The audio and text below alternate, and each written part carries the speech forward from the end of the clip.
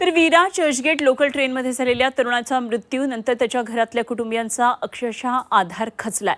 मयंक आणि आरोपीमध्ये एक क्षुल्लक वाद झाला आणि या वादाचं रूपांतर हत्येत होणं हे खरं तर कोणालाही अपेक्षित नव्हतं.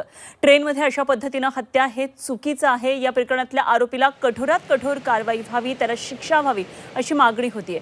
घटनेची माहिती मिळताच मृत तरुणाच्या आईनं टाहो फोडला.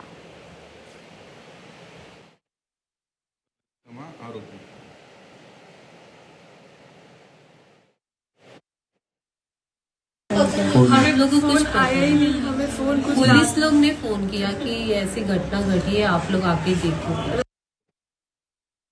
आप क्या मांग करेंगे? कैसे शिक्षा मिलनी चाहिए? की सजा होनी चाहिए। उसको सजा दो, मेरे को न्याय दो।